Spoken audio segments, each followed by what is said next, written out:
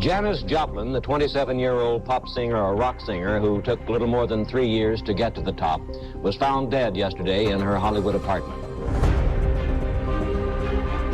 Janis Joplin était une véritable icône du rock'n'roll. Ses performances explosives ont électrisé le public dans le monde entier. Connue pour sa voix unique et puissante, inspirée du blues, elle s'est fait une place sur la scène musicale comme aucune femme avant elle. Je pense qu'il n'est pas exagéré de dire que Janis a été la première superstar de rock féminine. Janis a embrassé pleinement l'esprit rock'n'roll de son époque et sa carrière a été fulgurante. Elle enregistrait un nouvel album, elle avait un groupe formidable. Je me disais que son avenir était plein de promesses. Mais le 4 octobre 1970, au sommet de sa gloire, Janis Joplin meurt seule dans sa chambre d'hôtel de Los Angeles. Son corps ne sera découvert que 18 heures plus tard. Les médias en tirent rapidement des conclusions. The coroner said she died of an overdose of drugs. Janis a incontestablement mené le mode de vie rock'n'roll d'une star de la musique des années 1960. Officiellement, elle est morte d'une overdose de drogue. Mais par expérience, je sais que ce n'est jamais aussi simple. L'autopsie a été pratiquée il y a près de 50 ans. Je vais réexaminer tous les éléments, un par un, afin de déterminer ce qui est réellement arrivé à Janis Joplin la nuit de son décès.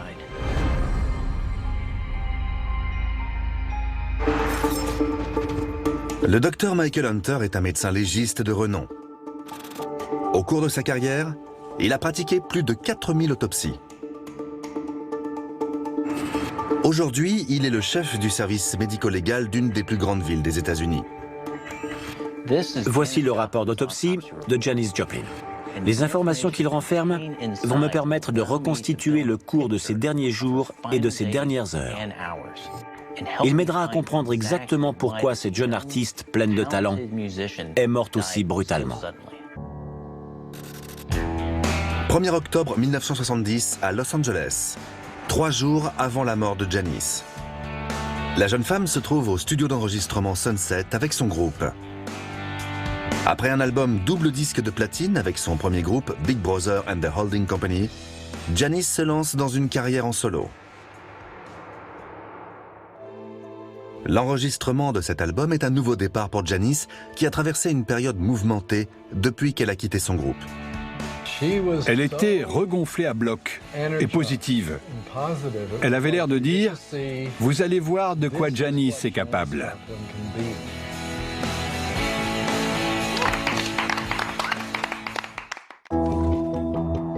Janis n'était âgée que de 27 ans quand elle est morte. On pourrait s'attendre à ce que son décès soit associé à une forme de traumatisme physique. Mais, à première vue, ce n'est pas le cas.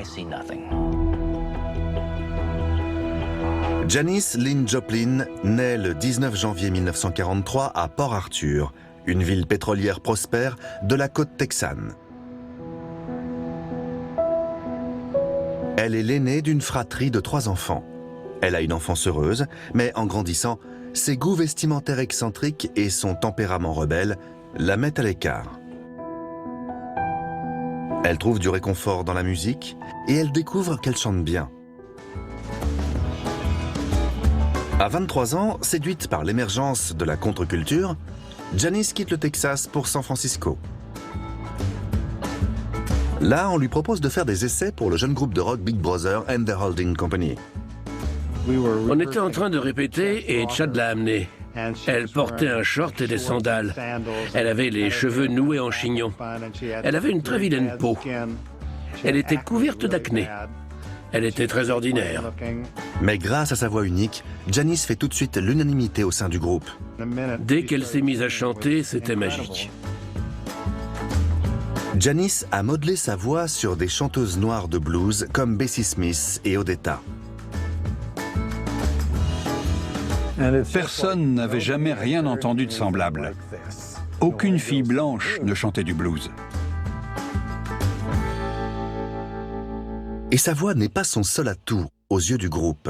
C'était quelqu'un de très intéressant. Elle était drôle et intelligente. Elle avait un vrai sens de l'humour. L'apparition du groupe au Festival Pop de Monterey en 1967 va propulser Janis au rang de star internationale. Sa performance époustouflante déchaîne les foules. Mama Cass était présente dans le public et on pouvait lire sur ses lèvres. Elle était là, waouh, waouh. Elle s'est tournée vers l'homme à côté d'elle et elle a dit, c'est du lourd.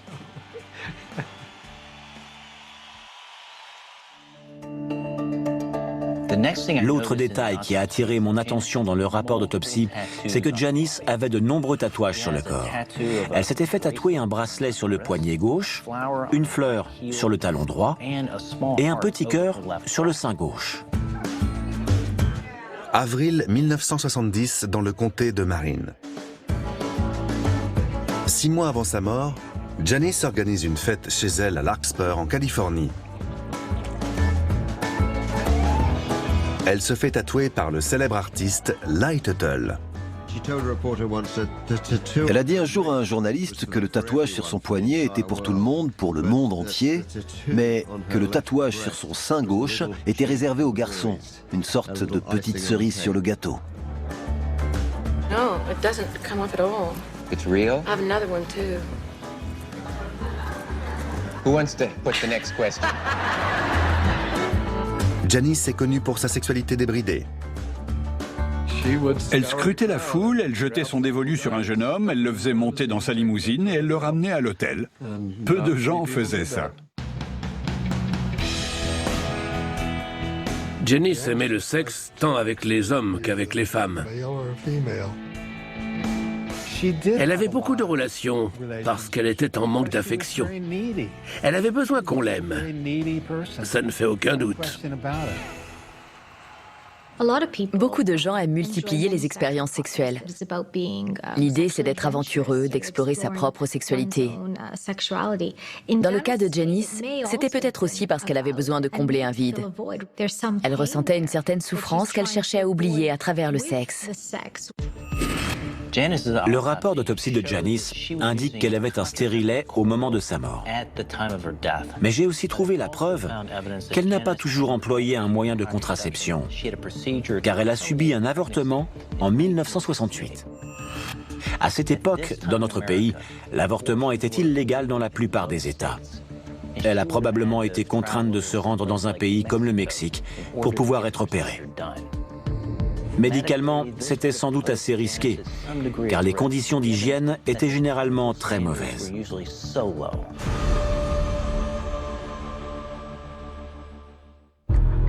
Janvier 1968 à Los Angeles, près de 3 ans avant sa mort.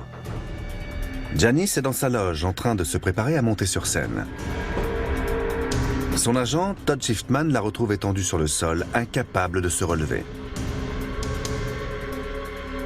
Des douleurs abdominales après un avortement sont une manifestation inquiétante qui peut faire penser à une infection de l'utérus. C'est une complication courante après un avortement qui n'a pas été fait dans les règles. Malgré son malaise évident et contre l'avis de tous, Janis assure quand même son concert.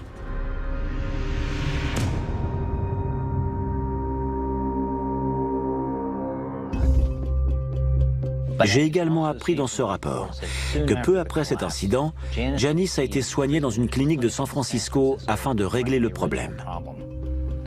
Quelle que soit la cause du décès de Janis, elle n'est pas liée à une complication consécutive à cet avortement.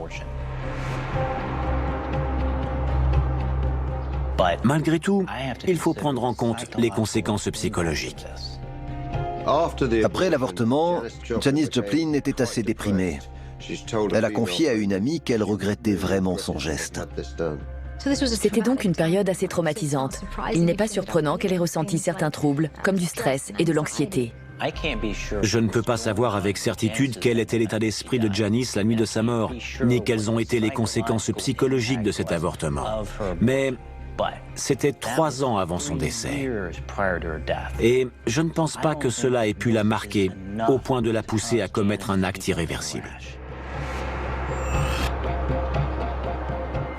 Cependant, il y a quelque chose dans le rapport du légiste qui laisse entendre que Janis avait des problèmes psychologiques plus importants que je ne le pensais.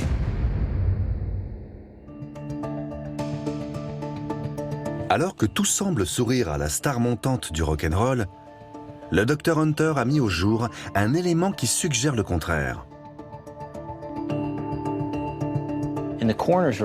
Dans le rapport du légiste, je lis que des médicaments délivrés sur ordonnance et appelés Dalman ont été retrouvés dans la chambre de Janis. C'est un traitement prescrit pour soigner l'insomnie ainsi que l'anxiété.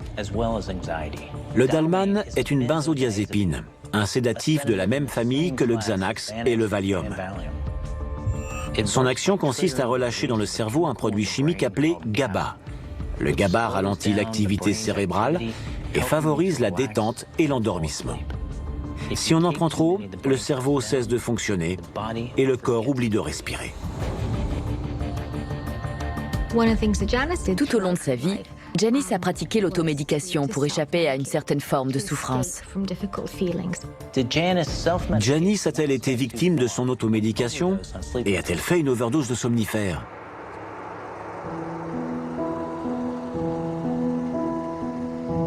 Les tendances dépressives de Janis remontent à beaucoup plus loin que sa grossesse non désirée. Elle était, par nature, une marginale. Elle n'avait pas le sentiment d'être à sa place à Port Arthur, au Texas, où elle est née et où elle a grandi. Janis Joplin a toujours voulu être différente. Avant même l'adolescence, elle portait des chemises d'homme. Elle se teignait les cheveux. Elle avait des idées très progressistes, dans une ville où la ségrégation était encore en vigueur. Elle était une cible idéale pour les gens qui voulaient s'en prendre à elle. Surrounded by friends in high school? They laughed me out of class, out of town, and out of the state. Quand on est violemment persécuté dans l'enfance, on finit par se demander ce qui cloche chez nous. Et si on ne règle pas cette question, cela peut naturellement entraîner des problèmes plus tard dans la vie. Cherchant à se faire accepter et à fréquenter des gens partageant son état d'esprit, Janis part étudier l'art à l'Université du Texas à Austin. Elle voulait être acceptée non seulement en tant que grande musicienne et grande artiste, mais aussi en tant que personne. Et sur ce dernier point, elle a eu un peu plus de mal. C'est à cette époque que la jeune femme est victime d'une blague de très mauvais goût qui la marquera à vie. Octobre 1962 à Austin, au Texas. Chaque automne, la fraternité étudiante Alpha Phi Omega organise un grand vote consistant à élire l'homme le plus laid du campus.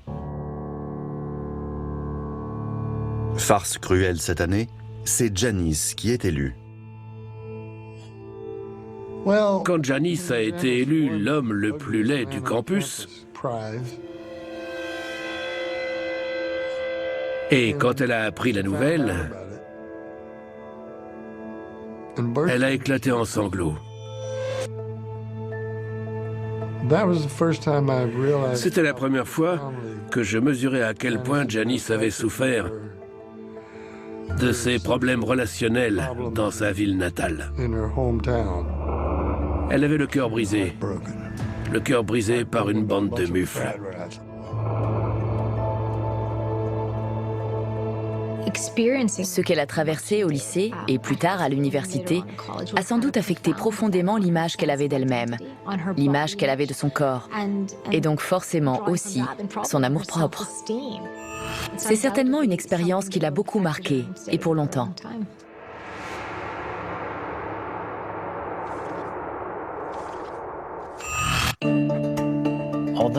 Même si Janis se battait peut-être contre la dépression, les analyses toxicologiques du rapport d'autopsie ne montrent aucune trace d'Alman dans son organisme.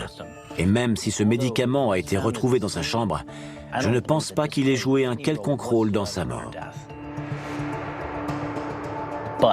Mais je m'interroge encore sur sa santé mentale et son état de stress à ce moment-là.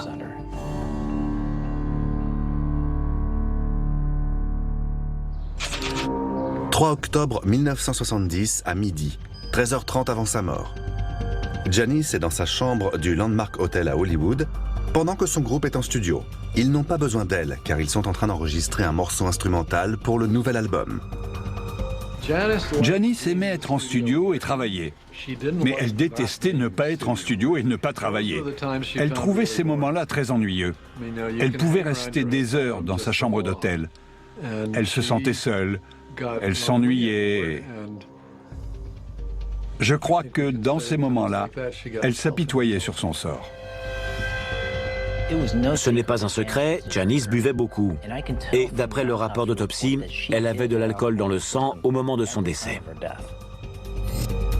Seule dans sa chambre et désœuvrée, Janice commence à boire. Janice avait une hygiène de vie déplorable. Elle consommait tellement d'alcool tous les jours qu'elle a fini par avouer à ses amis qu'elle n'avait strictement aucun souvenir du concert qu'elle venait de donner. Est-ce le penchant légendaire de Janice pour la boisson qui a finalement entraîné sa mort prématurée?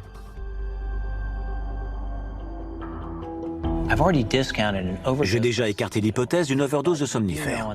Mais on sait qu'elle a bu le soir de sa mort. Et je vois ici qu'elle avait 0,11% d'alcool dans le sang.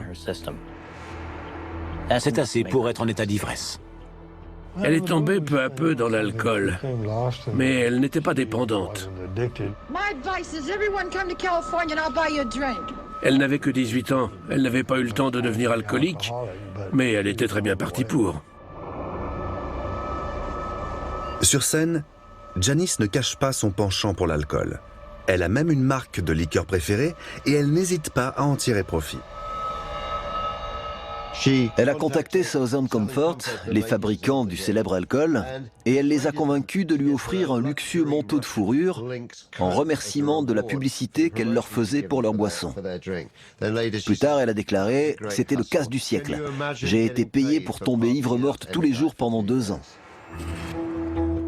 L'autopsie révèle également que le foie de Janice pesait 2050 grammes. Cela signifie qu'il était près de 2 fois plus gros que la normale. Il est également décrit comme adipeux, ce qui est un signe évident d'abus chronique d'alcool. Avec le temps, cela peut dégénérer en une cirrhose potentiellement mortelle, c'est-à-dire à une cicatrisation du foie. L'organe n'est plus en mesure d'assurer ses fonctions et il lâche. Des toxines dangereuses s'accumulent, ce qui peut être fatal. Il faut que je détermine pourquoi Janice buvait de manière aussi excessive et si cette consommation a pu causer sa mort. La consommation d'alcool de Janice s'intensifie après sa séparation d'avec son premier groupe Big Brother and the Holding Company en 1968. Prendre la décision de quitter Big Brother a été extrêmement perturbant pour Janice, parce qu'elle quittait une situation familière et ces garçons qu'elle adorait pour un saut dans l'inconnu.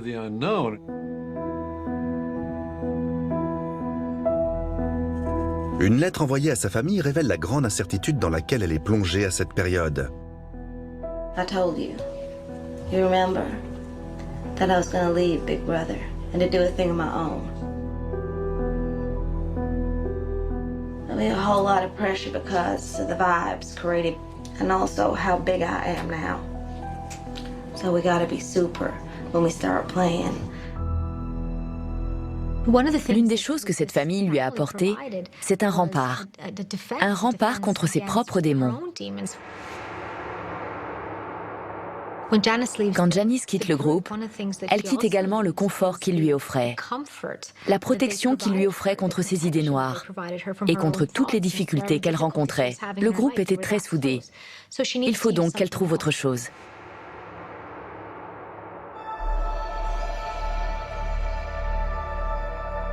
Mais les critiques ne tardent pas à assassiner le nouveau groupe de Janice, Cosmic Blues Band. Ces attaques font énormément de peine à la jeune femme. Elle était beaucoup moins équilibrée qu'elle ne l'était avec Big Brother. Et son premier réflexe était de boire plus.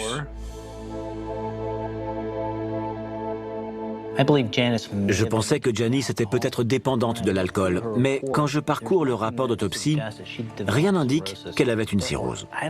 Donc, je ne crois pas que l'état de son foie soit responsable de son décès.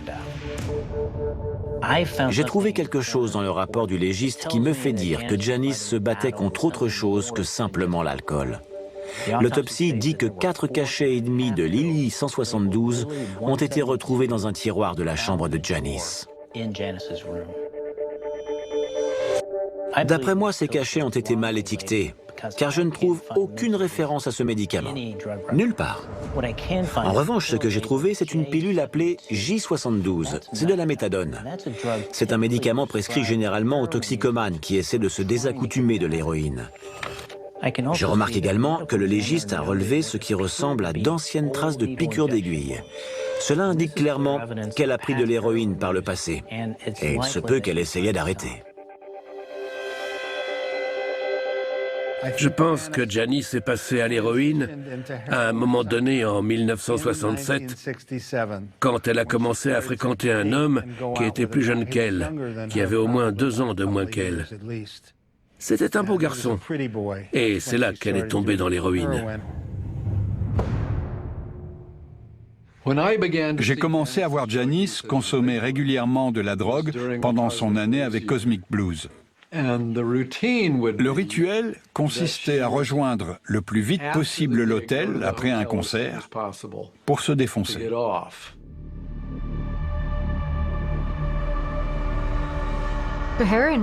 L'héroïne était une drogue parfaite pour Janice, car elle lui offrait une porte de sortie.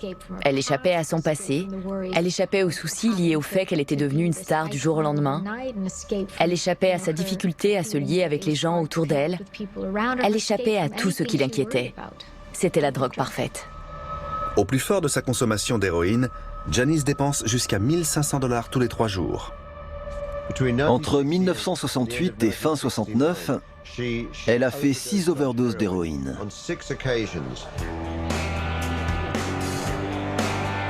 Janvier 1970 à Rio de Janeiro, au Brésil. Janice s'accorde un peu de repos après avoir quitté le groupe Cosmic Blues. Les mauvaises critiques ainsi que l'abus d'alcool et de drogue l'ont beaucoup fatiguée. C'est au cours de ce séjour qu'elle rencontre un voyageur américain. David Niaos ne savait pas du tout qui elle était, et il l'appréciait simplement pour ce qu'elle était.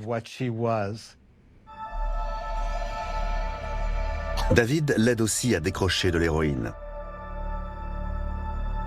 David Niaos l'a fait monter sur sa moto et il l'a emmené dans la jungle pour la désintoxiquer. Se désaccoutumer de l'héroïne est un processus très douloureux, et la méthadone qu'elle prenait devait l'aider à surmonter les difficultés liées au sevrage.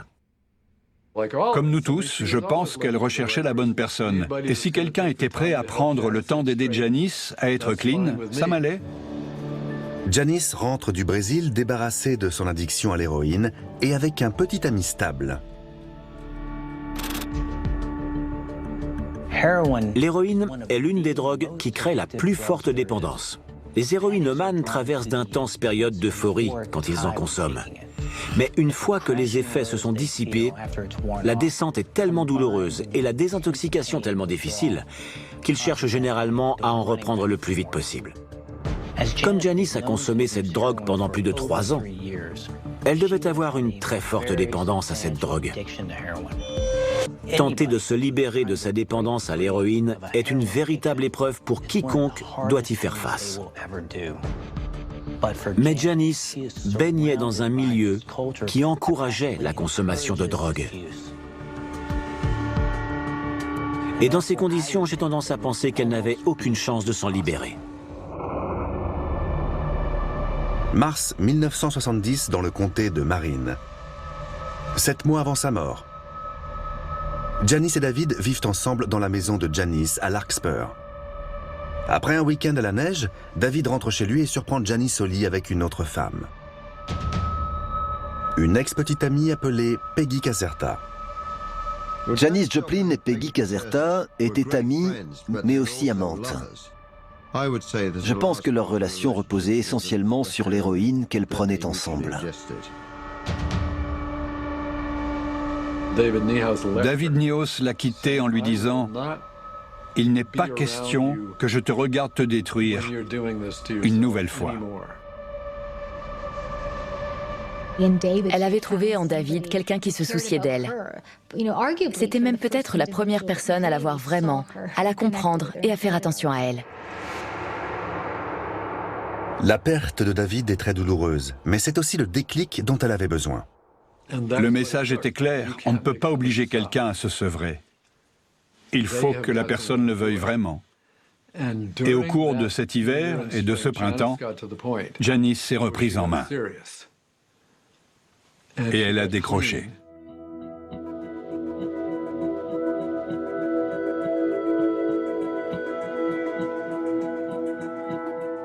Je l'ai cru sans hésiter. Je savais qu'elle disait la vérité. Je sais faire la différence. Je connais la différence car je suis passé par là. Et on ne me la fait pas. Mais le docteur Hunter a mis au jour des éléments qui suggèrent le contraire. Même si Janice avait de la méthadone dans sa chambre quand elle est morte, les analyses toxicologiques montrent qu'il n'y avait pas trace de ce médicament dans son organisme. Cela veut dire que Janice n'a pas pris ce médicament le jour de son décès, ni dans les jours qui ont précédé sa mort. Car on peut en trouver des traces dans les urines plusieurs jours, voire jusqu'à une semaine après la prise. Il y a autre chose dans le rapport d'autopsie qui indique que le combat de Janice était loin d'être fini. Mais ce que vous disent vos petits démons de l'addiction, c'est... Tu vois, tu peux tenir le coup. C'est la preuve que tu peux bien t'accorder un petit shoot.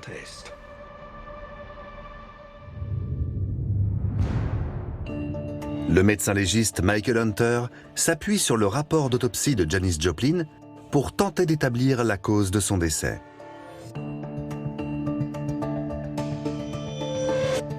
Il a découvert qu'elle se battait contre une grave dépendance à l'héroïne, mais il a aussi trouvé la preuve qu'elle était en train de perdre ce combat. Les analyses toxicologiques confirment que Janice n'avait pas pris de méthadone depuis plusieurs jours. Mais j'ai trouvé un indice crucial dans le rapport d'autopsie.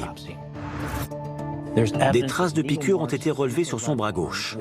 Leur état de cicatrisation suggère que Janice s'est fait une injection dans les 3 semaines précédant sa mort. 15h30, le 3 octobre 1970, 10 heures avant sa mort. Janice boit dans sa chambre depuis plusieurs heures et elle décide d'appeler un revendeur de drogue. Il arrive et lui remet un petit sachet contenant de l'héroïne.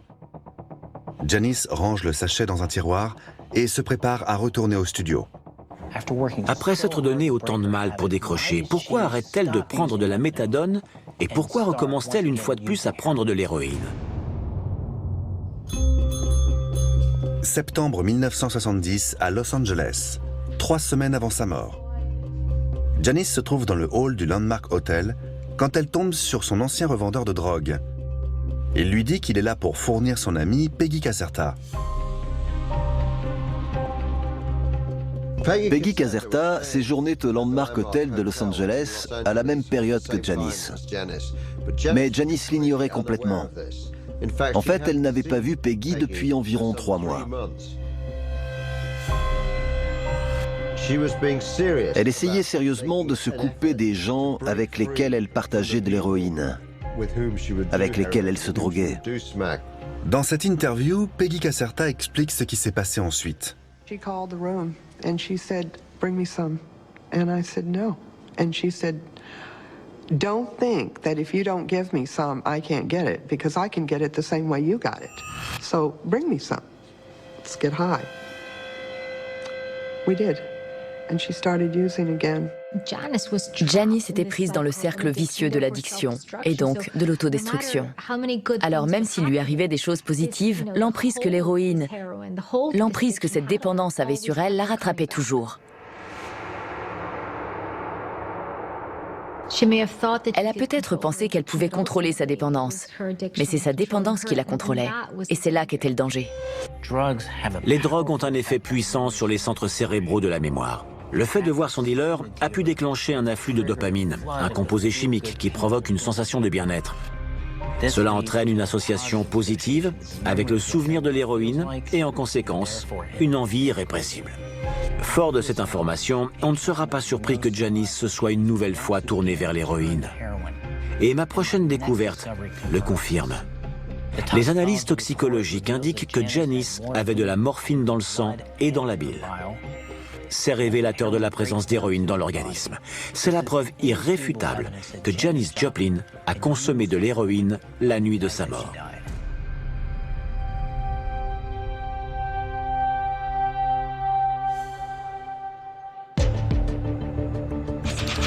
« 4 octobre 1970, minuit et demi, 1 heure avant sa mort. Janice est au Barney's Beanery, un bar de nuit du Santa Monica Boulevard. Elle prend un dernier verre et rentre au Landmark Hotel. À 1 heure du matin, Janice est de retour dans sa chambre. S'apercevant qu'elle n'a plus de cigarettes, elle va à la réception et demande de la monnaie pour le distributeur. Le directeur de l'hôtel est la dernière personne à l'avoir vue vivante. À 1h15, Janice regagne sa chambre. Elle prend le sachet d'héroïne qu'elle a acheté plus tôt dans la journée. L'héroïne est maintenant dans le système sanguin de Janice et elle circule dans tout son corps.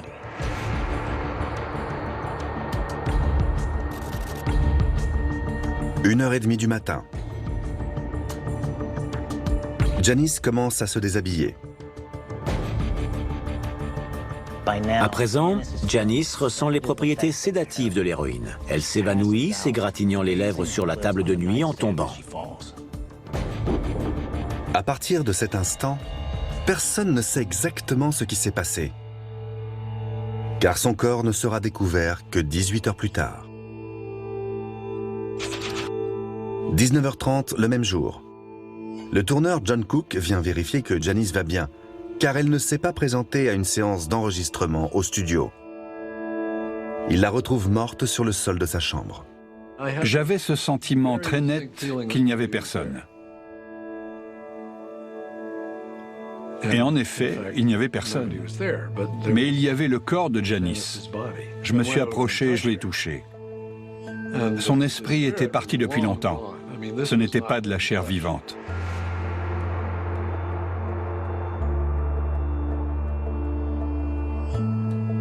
À cet instant, je suis la seule personne au monde à savoir. Et je ne peux pas porter ça très longtemps. À 21h10, le 4 octobre, les autorités constatent le décès de Janis Joplin. Janis Joplin, the 27-year-old pop singer or rock singer who took little more than 3 years to get to the top, was found dead yesterday in her Hollywood apartment. J'ai appris la nouvelle au journal de 10 heures. C'était dur à entendre. Et j'ai pleuré, bien sûr. Pour moi, ça a été un vrai choc. J'avais vraiment l'impression de perdre une sœur. Quelque chose comme ça. Je ne peux pas le décrire autrement.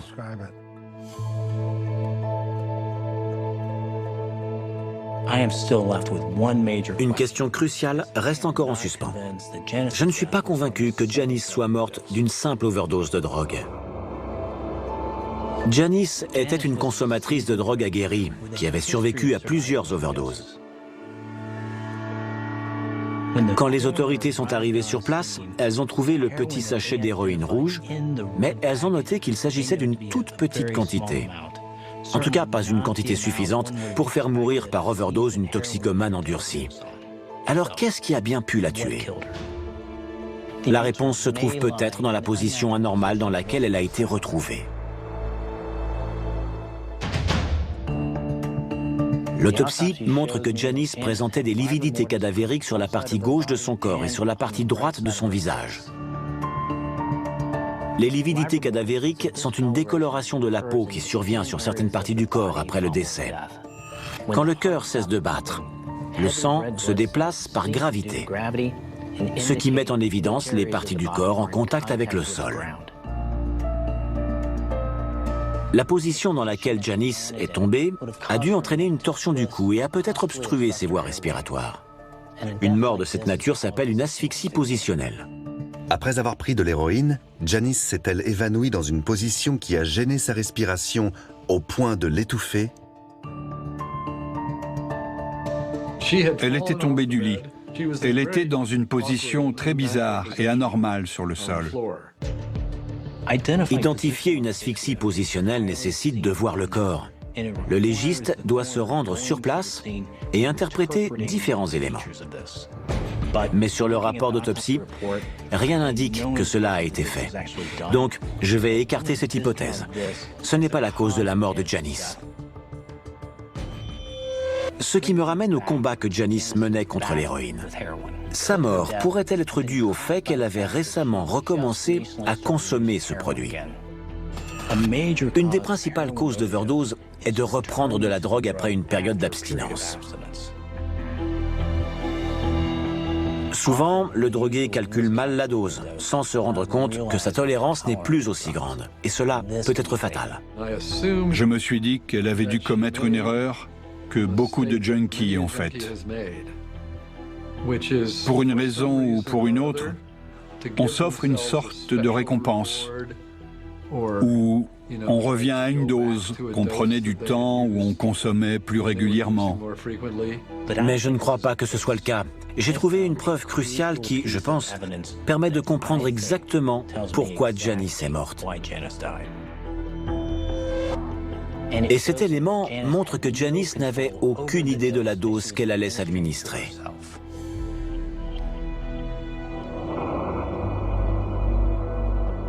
Au moment où Janice achète son sachet d'héroïne, elle n'a aucun moyen de savoir que la drogue qu'elle a en sa possession est différente de d'habitude.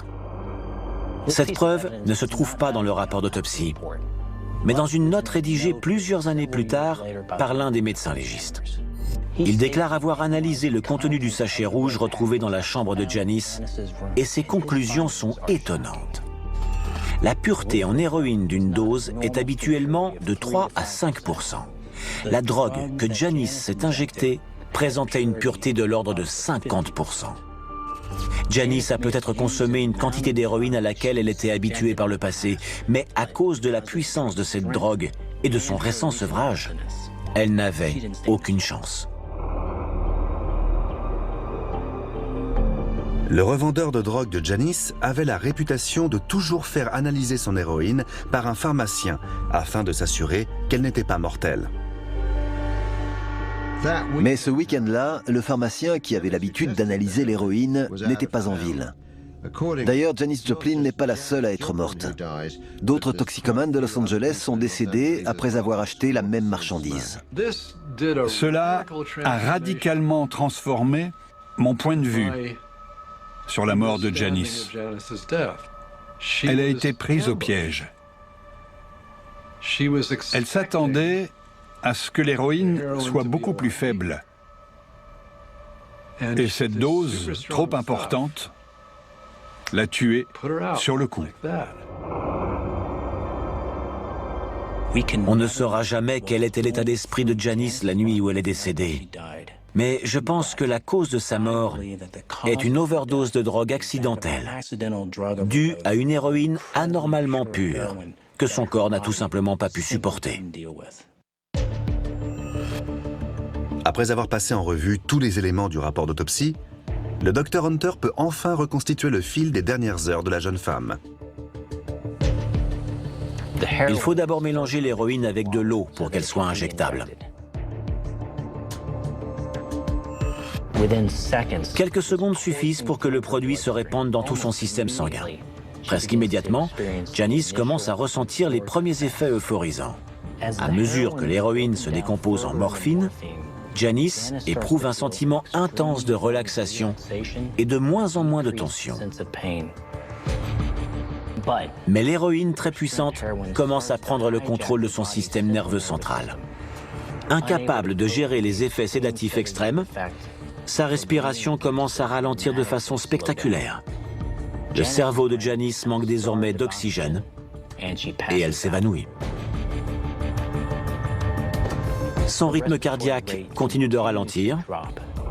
Elle ne respire plus que 6 fois par minute. Mais son cœur continue d'envoyer du sang vers les poumons, ce qui entraîne une accumulation de liquide appelé édème pulmonaire. Son état se détériore très rapidement. Son seul espoir est que quelqu'un lui porte secours très vite. Avec le manque croissant d'oxygène, les organes de Janice commencent à lâcher. Elle tombe dans le coma. Ses poumons remplis de liquide cessent de fonctionner. Son cœur s'arrête et elle meurt.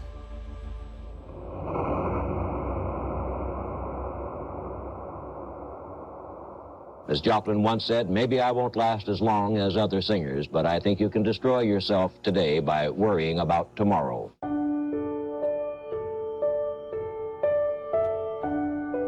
Quelque temps plus tard, Pearl, le deuxième album solo de Janis, sort à titre posthume. Il se hisse directement à la tête du hit parade et y restera pendant 9 semaines. C'est le plus gros succès commercial de sa carrière. Je crois que Janis...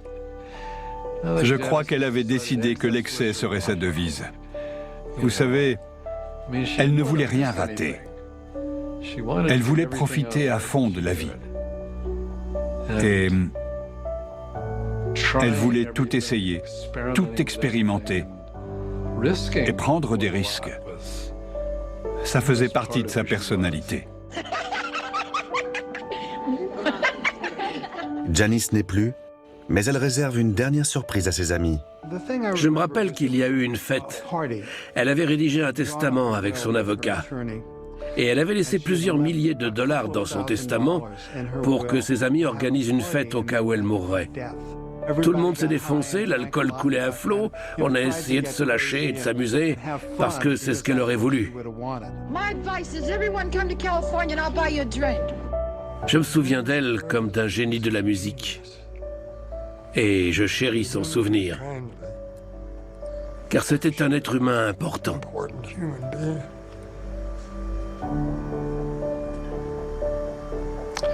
Une personne importante.